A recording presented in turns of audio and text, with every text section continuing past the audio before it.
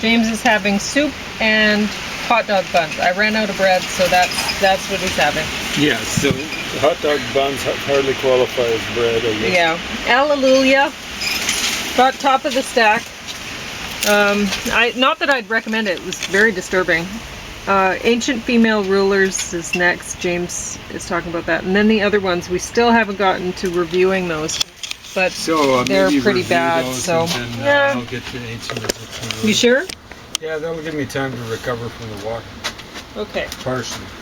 All right, so I'll take the Ancient Rulers out of there, and James will talk about that eventually.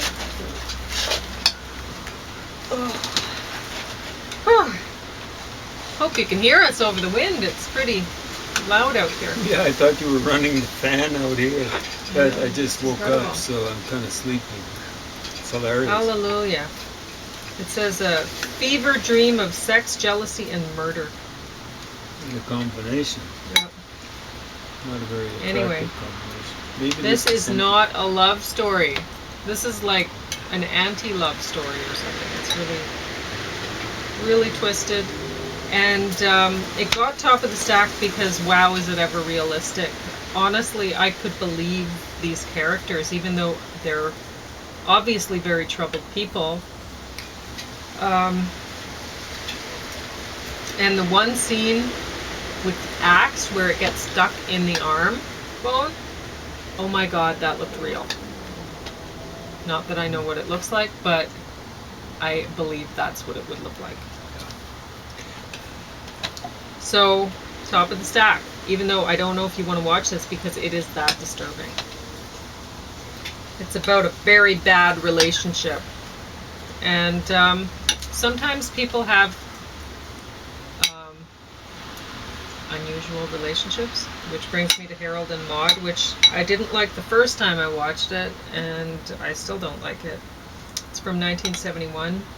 And it's just not believable at all. It's a kind of different approach on a May-December or whatever kind of relationship, but it's ridiculous. So, it's the one where the 20-year-old guy ends up with the 80-year-old woman. Have you seen this? Okay. I think I might have heard about it because you're saying it's 71, I think? Mm-hmm. Yeah, who's in it? Anyone No. His name on my record? No. Anyway. But it's just not believable. I mean...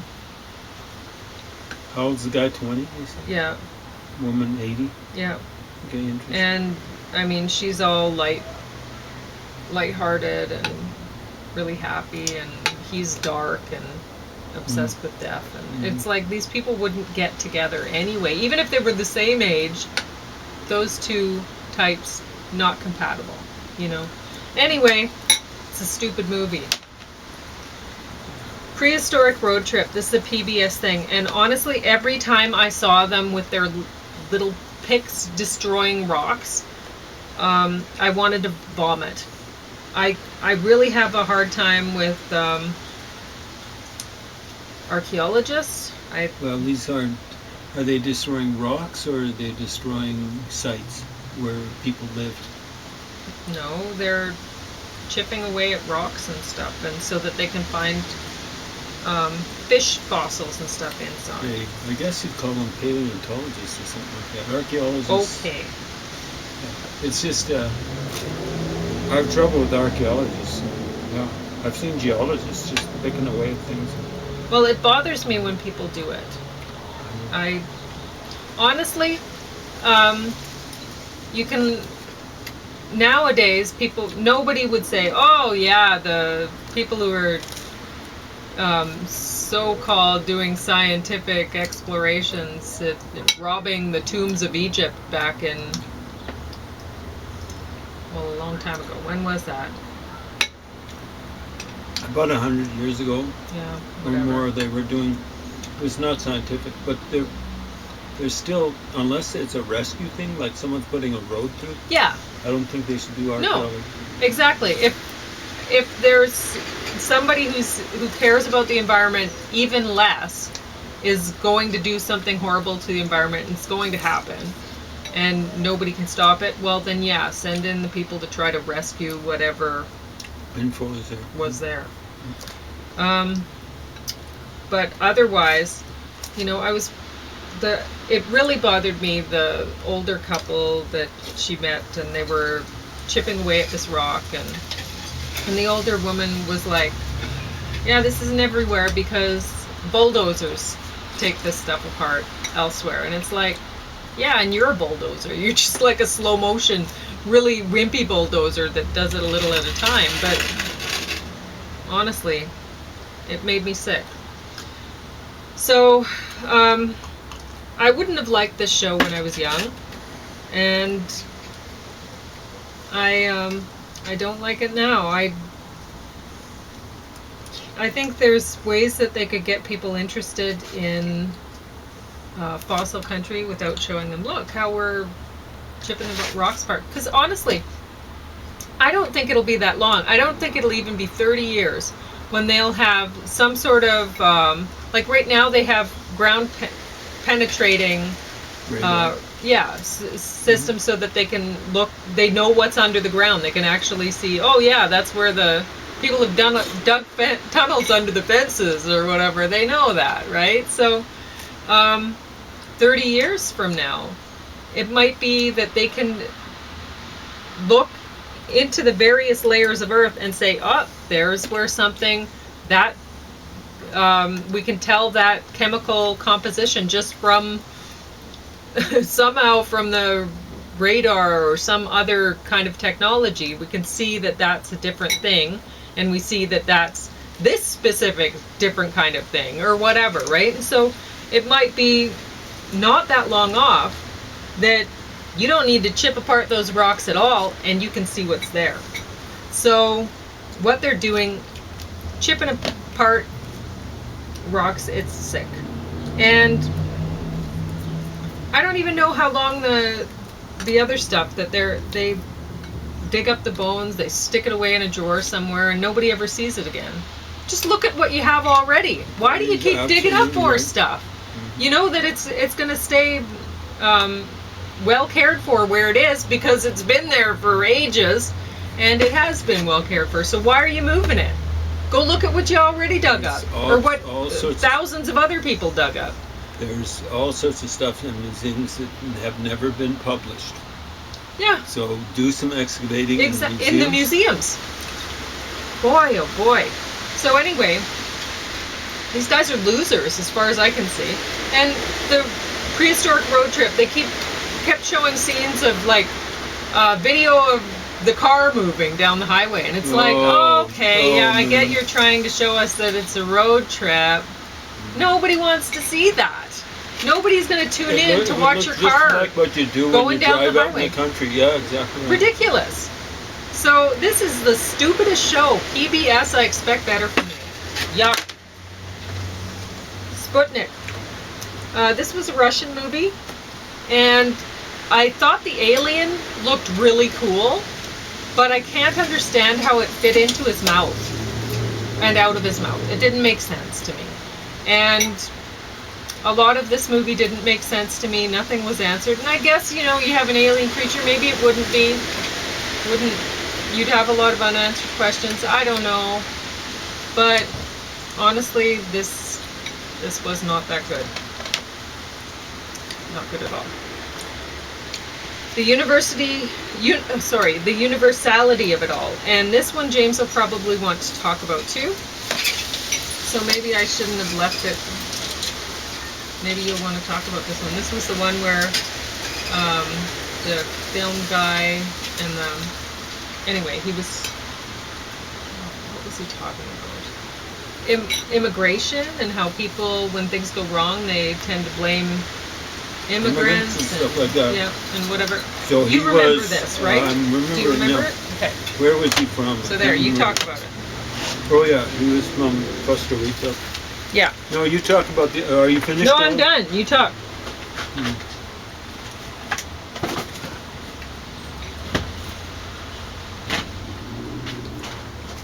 You now have universality of it all and Egypt to talk about. Well, I get to eat. I'm kind of hungry. Well, I know. We're on a walk. We walked about 10 Not very far. kilometers. It'd be a lot for Many people in our society. Yeah, well, they need to walk more. It's good for you. What connects us? The university. So I'll review this as much for my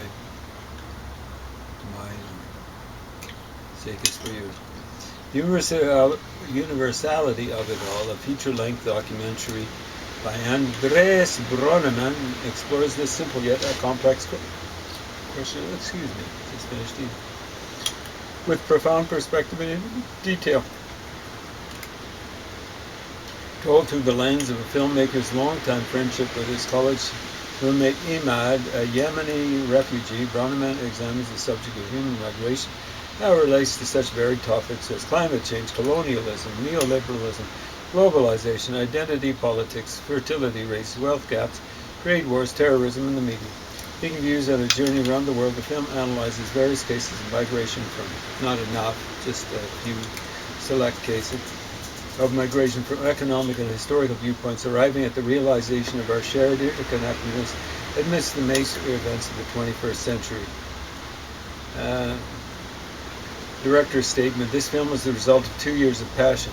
Yeah, I want dispassion first before I get passion, okay? Sacrifice and determination by one person. Ooh, wow. When you watch the film, it feels like there was a large team behind it, but all along it was only me, my camera, and my computer. I put all of what I had to make it happen because I truly believe in its message and its potential impact. As a young person, yeah, you seem very young. I want to speak to other young people like me and inspire them to see the connections that all global and local issues have. I believe that if more people are able to see the similarities and correlations that we all share, then perhaps we can find solutions to the pressing challenges ahead of us. I want to awaken the critical thinking of my generation. Oh yeah, critical thinking, but you're talking about passion. My generation. This film is me doing everything I can to accomplish that. If that's everything you can do, buddy, you are not qualified to do it. So it's basically a guy, I think, from Costa Rica, and then a guy from Yemen he's kind of thinking he.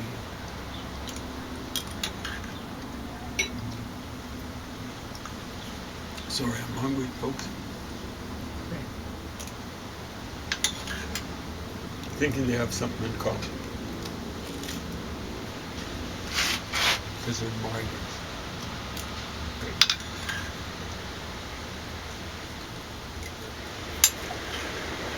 When white folks came, doesn't matter if they're convicts or refugees, or just looking for their promised land or El Dorado, when they came to the New World, they were settler, colonialist, imperialist. Get that straight. And I'm no respecter of persons, color, belief systems, religions. When you come to a land that's not your own, you are a settler, colonialist, imperialist. Doesn't matter if you're a person of color. You're a settler, colonialist, imperialist. So when you get people from south of the border, down Mexico way, and places further south, people coming across the Rio Grande, jumping fences, digging underneath fences, they're settler, colonial, imperialist. If they're coming from as refugees from Syria or from Yemen or from so many of these folks, refugees, or Sudan, they're escaping from themselves. They're Muslims fighting with each other. And they bring their violence and intolerance and frankly ignorance along with them. When they're coming from south of the border, down Mexico way, and places further afield, so many of them, I'm not saying majority, but enough to cause a big problem. The big problems in Canada, particular in the United States. So many of them are like they're escaping, for example, from gang violence, but they'd be gang bangers themselves. So many of them. They're bringing their problems with them: the ignorance, the intolerance, the violence.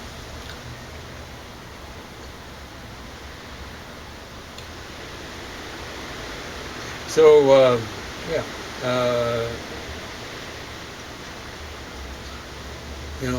Take Australia, for example.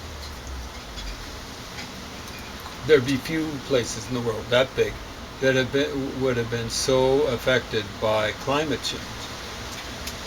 One could say, "Oh, the Australians, they're causing climate." Yeah, their population is so small, it would be just a drop in the bucket. Is it being affected by? Well, they're having fires like that during the summer. Not right now. Except maybe around Perth or Adelaide. No, it's they'd be having a little bit of rainfall with Adelaide if they're big enough. So, it's Mediterranean climates they're winning right now. And yet, is Australia having people flee from it? No, they'd be having all sorts of people piling in on them.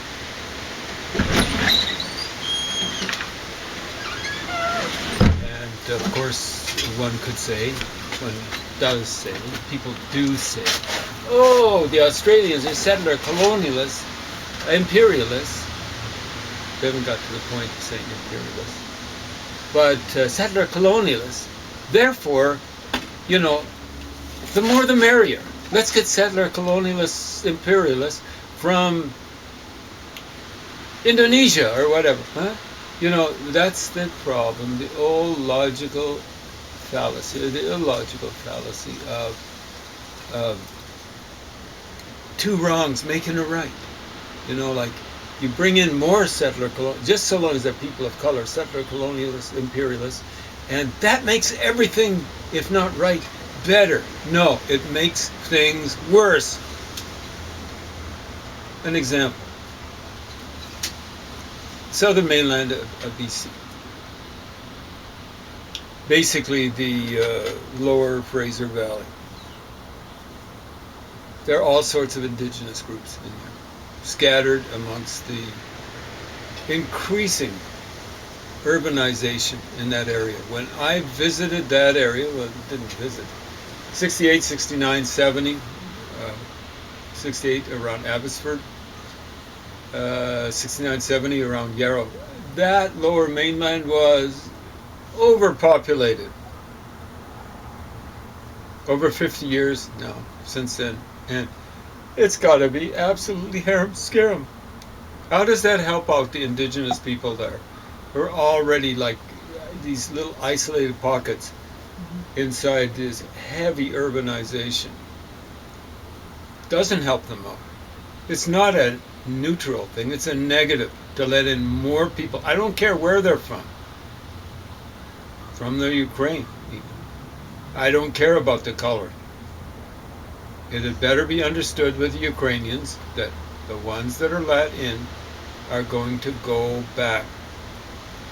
Okay, so one thing that he said that I remember we had issue with right away is he was talking about how nobody has any problem letting in wealthy immigrants.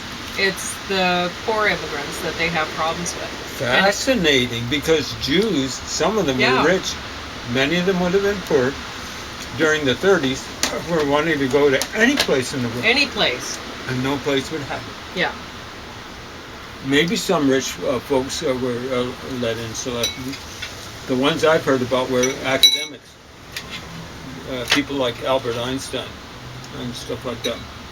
So,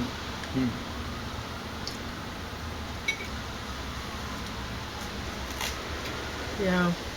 So anyway, Guy didn't do his homework. He has a lot of opinions that aren't based on reality because he's young. He hasn't actually grown up and spent enough time learning before he tries to teach. Yeah. Yeah, that's about it. Yeah. But understand there are professors at university. I'm thinking one in particular, but that's basically all this way. They get their little field of knowledge, very small little field. It's like a backyard worth of knowledge. They know it really well, but they think they know everything. So you'll get people who are in humanities, literature, or history. They think they understand. They don't understand geography. They don't understand political science. They don't understand this. They don't understand that.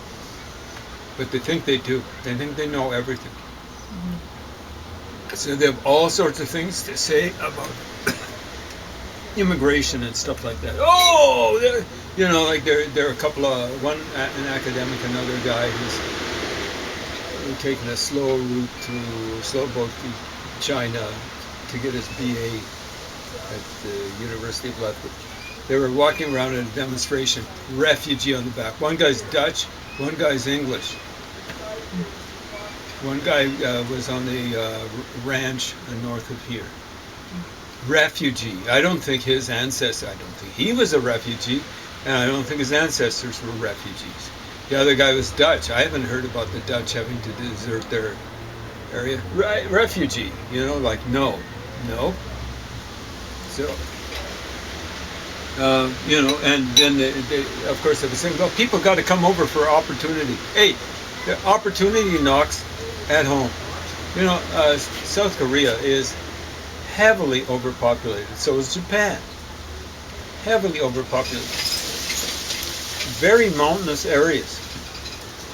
And they've kind of made their land of opportunity, their El Dorado, their own country. It's been an amazing success. The last time I checked, and it's probably higher than this, the per capita GDP in South Korea was roughly 20,000. In North Korea, maybe 1,000 per person. Don't look for blaming for other. Oh, the colonialists in Africa. The colonialists, much of Africa, they were there 70 years, and they're acting as though, that changed everything. It changed next to nothing. My parents were missionaries over in Africa. They didn't convert anyone, and the people that were trying to convert people, they didn't change.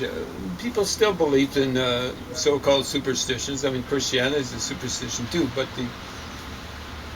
like witch doctors and stuff like that. Is it politically incorrect to use the term witch doctor? Yeah. So probably, but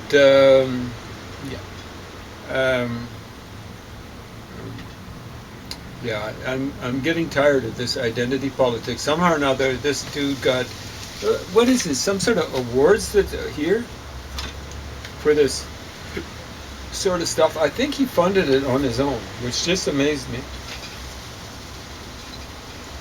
Indie Pix film, so I don't see who supported it. Indie Pix Unlimited Prime Video channels, official nomination of something or other. So Bushwick, I guess these are Liftoff Global Network, Berlin. So these are awards it's won. I mean, it's Callow. Look that one up in your Funkin' Wagnalls. And stuff like that. People have got to get solutions to whatever at home. It starts with controlling your population. Your population. It's not anyone else's responsibility. So what has happened is there becomes this huge fight for resources. And right now, most places, it's kind of like not gotten to the point where blood is being shed, but it will get to that point, a fight for resources. And so there's not enough resources to go around. So people are like, where do we go? Where do we go? Yeah. And so then it's just a fight for space. So people duking it out with each other, so on and so forth. The people that are having the most increase in population are the ones that have the most in one case, the most violent religion, major religion to ever come down the pike. And they're fighting with each other, not just with their neighbors.